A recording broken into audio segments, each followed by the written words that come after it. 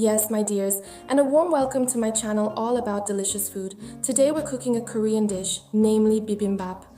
Bibimbap is a very popular rice dish from Korea, and the name literally means stirring rice.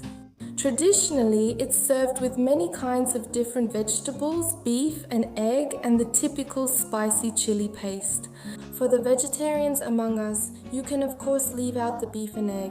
Yes, bibimbap is also one of my favorite dishes from Korea, so let's get started quickly. Have fun! So the rice is already cooking in parallel, and here you can see all the ingredients you need for it again.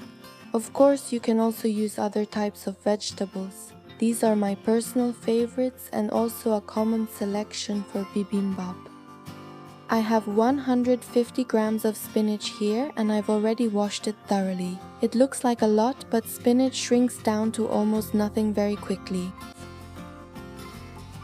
100 grams of mung bean sprouts, or you can also use soybean sprouts, are also washed. 250 grams of ground beef, although 200 grams would also be enough. And of course, you can also choose another type of meat or leave it out for the vegetarian version. 15 shiitake mushrooms. These are dried shiitake mushrooms that still need to be soaked in hot water. But you can also use fresh shiitake mushrooms if they are available. 1 carrot, zucchini, you only need half of it. A few eggs, and most importantly, enough garlic. These are 6 garlic cloves that are already pressed. In terms of quantity, these ingredients are enough for 2 to 3 servings, maybe even 4 depending on how big your bowls are. Now let's start with the spinach first and gradually prepare everything else. For that, put some oil in the pan, add a bit of the garlic, then the spinach, and saute until the leaves have wilted. Season with a bit of salt and a teaspoon of roasted sesame oil. Then the spinach is ready. Remove it and set aside. Then, next, the mung bean sprouts are cooked in water and for 5 to 6 minutes depending on how crunchy or soft you want them. Then take them out for seasoning. Then add some garlic, half a teaspoon of salt and 2 teaspoons of sesame oil as well. Mix well and the mung bean sprouts are ready. Now soak the dried shiitake mushrooms in hot water. It's best to cover them and let them sit for 15 minutes. Then they will have softened and can be taken out. You can then use some paper towels to absorb the excess water.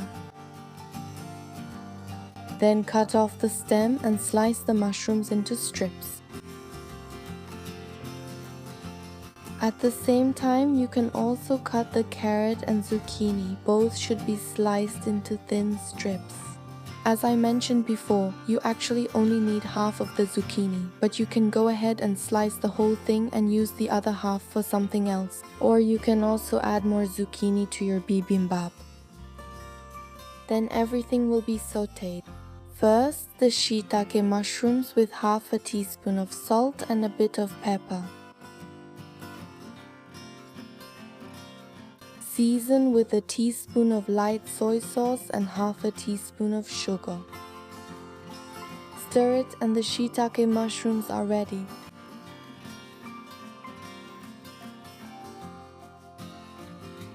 Now add the carrot to the pan, saute for 2 to 3 minutes and season with half a teaspoon of salt. Then the carrot is also ready. Do the same with the zucchini, add a little oil to the pan and saute the zucchini. Also add half a teaspoon of salt. Don't saute the zucchini for too long so they don't get too soft and fall apart. Now it's time for the meat. Add a bit of oil to the pan again and first saute the garlic. Then sear the meat.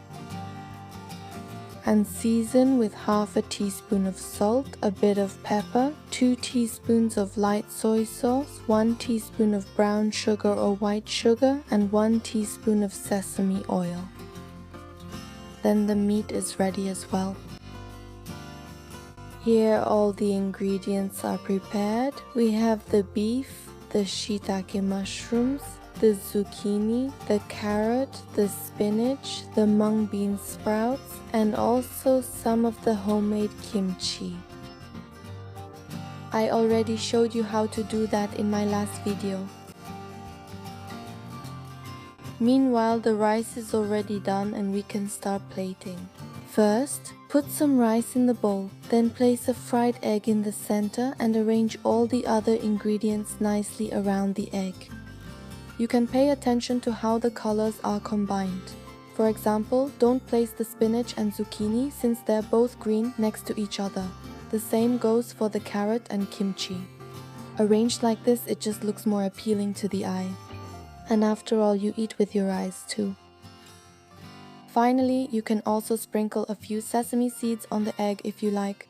Then the bibimbap is ready to be served. Traditionally, it's also often served hot in a stone pot with a bit of sesame oil underneath.